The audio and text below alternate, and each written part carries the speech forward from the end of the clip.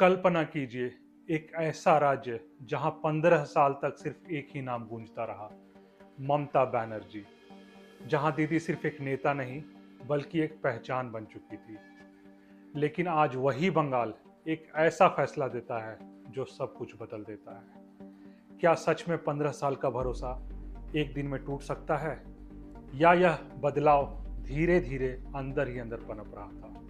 4 मई 2026 जो पश्चिम बंगाल के इतिहास का सबसे बड़ा दिन साबित हो गया।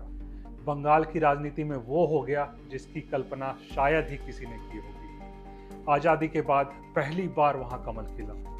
लेकिन सवाल यह है कि ये सब अचानक कैसे हो गया। सच यह है कि ये बदलाव एक दिन में नहीं आया।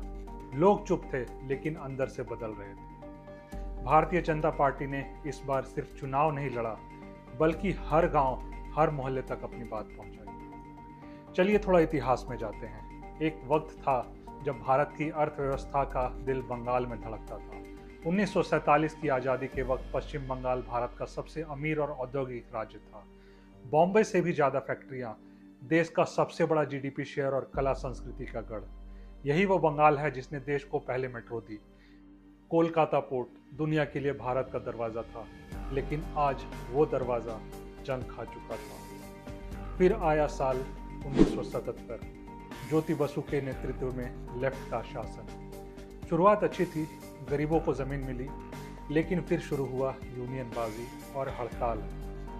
राजनीति दफ्तरों से निकलकर कारखानों के गेट पे बैठ गई। नेताओं ने अपनी सत्ता मजबूत करने के लिए उद्योगों की बलि चढ़ा दी। बंगाल की सबसे बड़ी ताकत, उसका हुनर, पलायन करने लगा। जिस बंगाल में लोग नौकरी करने आते थे, वहां का युवा अब दूसरी राज्यों में पसीना बहाने को मजबूर हो गया। साल 2006 से 2008 का वो दौर था जब बंगाल के पास मौका था खुद को फिर से खड़ा करने का। टाटा नैनो का प्लांट उम्मीद लेकर आया था, लेकिन राजनीति ने विकास को जमीन और अधिकार के नाम पे कुचल दिया। सिंगूर और नंदीग्राम ने सत्ता तो बदल दी, पर बंगाल का भविष्य हमेशा के लिए बदल गया। उद्योगपति डर गए और बंगाल विकास की रेस में दशकों पीछे छूट गया। साल 2011, एक साधारण महिला जो सड़कों पर संघर्ष करती है और इतिहास बदल देती है, ममता बनर्जी। 34 साल का लेफ्ट शासन खत्म। लोगों ने कहा परिवर्तन आ गया, लेकिन हर कहानी में एक मोड़ आता है। 2011 आसानी से जीत गई। 2016 वो भी जीत आसान थी। 2021 सबसे बड़ी लड़ाई, लेकिन जीत फिर भी ममता की। और तब लगा था ये कहानी कभी खत्म नहीं होगी। लेकिन आज ममता बनर्जी की 15 साल की सरकार गिर चुकी है। ये सिर्फ एक चुनाव हारना नहीं, ये एक विचारधारा का अंत है। तो चलिए जानते हैं वो 5 कारण जिसके कारण टीएमसी चुनाव हार गई। पहला कारण, विकास की कमी, नौकरियां और उद्योग। राज्य में कुछ क्षेत्रों में विकास जरूर हुआ, लेकिन बड़े स्तर पर लोगों को लगा कि जैसी उम्मीद थी वैसा काम नहीं हुआ। खासकर इंफ्रास्ट्रक्चर, बड़े उद्योग और शहरों के बाहर के इलाकों में विकास की रफ्तार धीमी थी।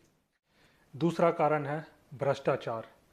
शिक्षक भारती घोटाला और संदेश खाली जैसे घटनाओं ने आम जनता का दिल तोड़ दिया। तीसरा कारण, पार्टी के अंदर की फूट। राजनीतिक दल के अंदर एकजुटता बहुत जरूरी होती है, लेकिन टीएमसी में समय समय पर अंदरूनी मतभेद सामने आए। कई बड़े नेता पार्टी छोड़कर बीजेपी में शामिल होते गए, जैसे शुभेंदु अधिकारी।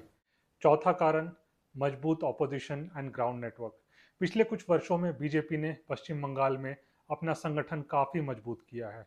उन्होंने ज़मीनी स्तर पर काम किया है, बूथ लेवल तक नेटवर्क बनाया और लोगों तक अपनी बात पहुंचाई।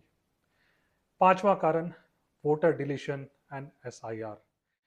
दीदी ने लड़ना सिखाया था, लेकिन शायद वो ये भूल गई कि जनता सिर्फ लड़ाई नहीं, बदलाव चाहती है। आज बंगाल के लोग अपनी खोई हुई पहचान ढूंढ रहे हैं। वो पोर्ट जो कभी जहाज़ों से भरा रहता था, आज शांत है। वो मेट्रो जो कभी गर्व थी, अब पुरानी याद बन गई है। 2026 का ये नतीजा एक चेतावनी है कि अगर राजनीति विकास का गला घोटेगी तो जनता इतिहास के पन्ने पलट देगी।